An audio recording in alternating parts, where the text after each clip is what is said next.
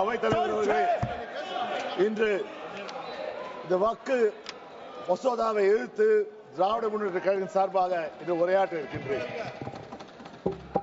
இந்த வக்கு மசோதாவை கொண்டுவதற்கு முக்கியமான காரணம் யார் என்றால், எண்ணிக்கை என்றால் 71, 62, 36.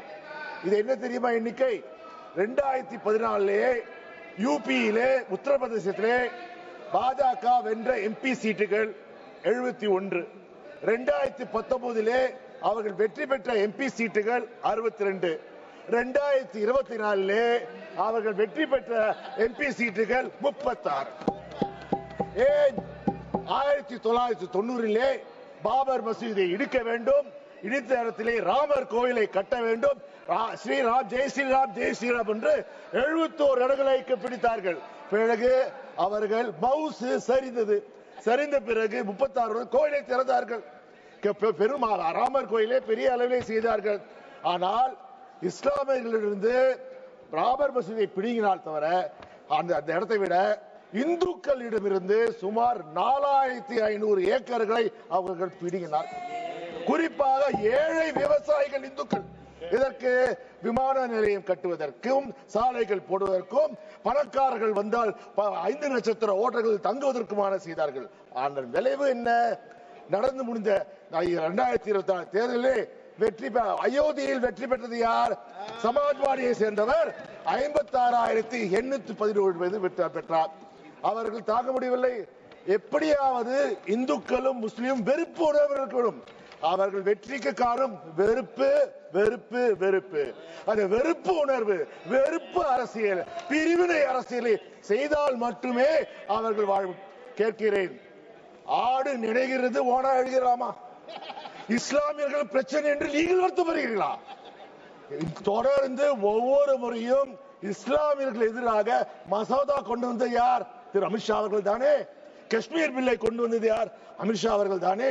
அப்போது சொன்னார், அப்போது கேட்டோம், ஐயா நீங்கள் கொண்டு வருகிறீர்கள், வட இந்தியாவுக்கு மட்டும் கொண்டு வருகிறீர்களே, எங்கள் இலங்கை தமிழர்கள் கொண்டு வாருங்கள். ஆனால் உங்கள் காதிலே செவியிலே விழவில்லை. இன்று இதை கொண்டு வருங்கள், நீங்கள் பாதுகாக்கிறார். அதாவது வக்கு சொத்துக்கள் குறைந்த விலைக்கு போகிறதா? என்ன கஷ்டப்படுறா பாருங்கள். வக்கு சொத்துக்கள் குறைந்த விலைக்கு கொடுக்கிறார்கள். சார் ஒன்னு கேட்கிறேன், ஐயா நீங்க உங்களுக்கு வந்தால் ரத்தம், எங்களுக்கு வந்தால் தக்காளி சட்னியா? நீங்கள் ஏர் இந்தியாவை விற்றீர்களே, அது அதிகாரப்பூர்வமாக 16,000 கோடிக்கு ஏர் இந்தியா விற்றீர்கள். ஆனால் நீங்கள் கட்டிய கடன் 63,000 கோடி கடனை நீங்கள் கட்டினீர்கள். அது மட்டுமா? உங்கள் நண்பர்களுக்கு அதானியா இருக்கட்டும், அம்பானியா இருக்கட்டும், அவர் கடனெல்லாம் தள்ளுபடி செய்தீர்களே. 4.5 லட்சம் கோடிகளை அதிகாரப்பூர்வமாக நீங்க செய்தீர்களே. அப்போது நீங்க அதுக்கு ஒரு கொண்டு வர வேண்டுமா? இப்போது சொல்லுகிறார்களா? ஐயா பெண்களுக்கு एयर इंडिया को बेचने से वक्फ बिल का क्या संबंध है? Fully Waqf, about Waqf sir, about Waqf. आप वक्फ पे சார் இன்றைக்கு நீங்கள் சொல்றீர்கள், எங்கள் தமிழ்நாட்டிலே வக்ஃப் போர்டு சேர்மனாக ஒரு பெண் இருந்திருக்கிறார். இப்பொழுது கூட எங்கள் தமிழ்நாட்டு வக்ஃப் போர்டில் 2 பெண்மணிகள் இருக்கிறார்கள். அது ஒரு பெண்மணி யார் என்றால் தமிழ்நாடு முஸ்லிம் லீக் தலைவர் அப்துல் சபாதின் பெண். அவர் முன்னாள் எம்பியாக இருக்கிறார். இந்த பிரச்சனை பெண்களை பற்றி நீங்கள் பெருசா இல்லை, ஏற்கனவே வக்ஃபிலே பெண்கள் வந்திருக்கிறார்கள். நீங்கள் புதிதாக செய்வது போல் செய்வீர்கள். உண்மையில் உங்களுக்கு என்ன?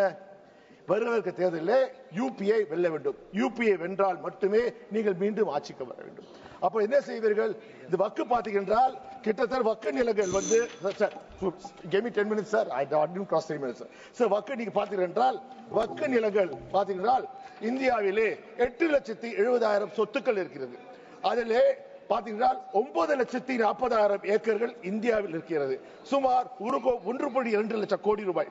அதில் 25% சொத்துக்கள் இங்கே இருக்கிறது, உத்தரப்பிரதேசத்தில் தான் இருக்கிறது. அப்பொழுது விட்டுவிடுவீர்களா?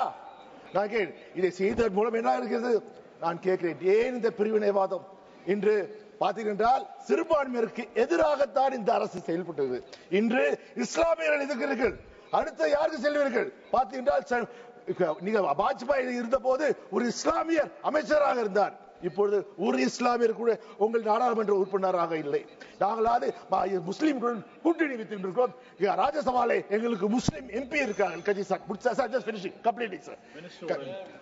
அது மட்டுமா, இன்று ஒரு சிறுபான்மையர் மந்திரியா இருக்கிறார். நான் அவர் சொல்றேன், முதலே இஸ்லாமியர்கள் ஒழித்தார்கள், அடுத்தது கிறிஸ்துவர்கள் ஒழிப்பார்கள், அடுத்தது தலித்தை ஒழிப்பார்கள், பிறகு யாரும் இருக்க மாட்டார்கள். நான் இதை கேட்பது என்றால், ஐயா நீங்கள் நல்ல எண்ணத்தை செய்யலை.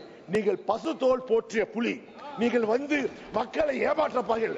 வாக்கு வங்கி அரசியல் செய்யாதீர்கள். இஸ்லாமியர்கள். Thank you very much, Mr. Speaker, sir, for giving me this opportunity.